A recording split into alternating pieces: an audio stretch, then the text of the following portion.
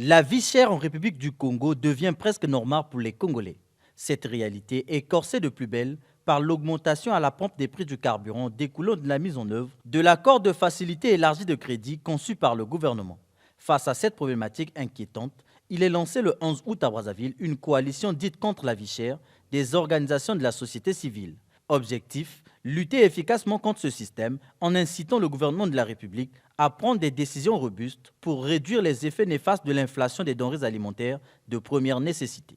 Cette coalition se veut un cadre de veille, de concertation, d'action de mobilisation citoyenne et de circulation de l'information sur le respect des mesures éventuelles d'abattement des prix ou encore des mesures sociales que le gouvernement pourrait éventuellement décider à l'issue des discussions avec toutes les parties prenantes.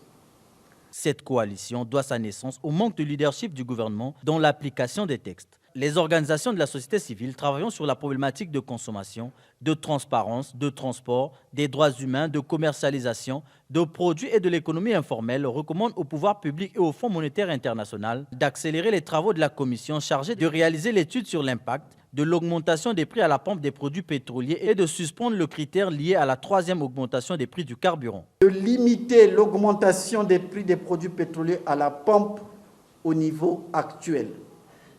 3. De lancer un programme d'urgence d'appui aux producteurs locaux. 4. D'implémenter les conclusions du rapport sur la modélisation fiscale des produits pétroliers publié par l'Initiative pour la transparence dans les industries extractives ITIE, notamment sur les recommandations portant particulièrement sur la renégociation des contrats de partage de production et les coûts pétroliers. 5. De mettre à l'échelle nationale le programme des filets sociaux accompagné d'un programme d'appui à l'insertion professionnelle des jeunes. La coalition contre la vie chère recommande au FMI 1.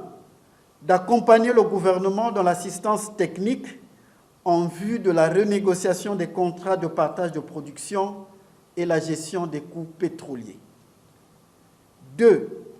De suspendre le critère lié à la troisième augmentation des prix du carburant à la pompe. 3.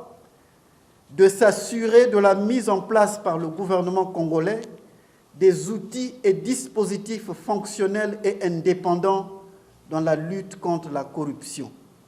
La coalition contre la vie chère est composée de 8 organisations de la société civile, à savoir CACROS, REDIC, O2CD, RENEJ, CAD, USC et le CUDH-OC.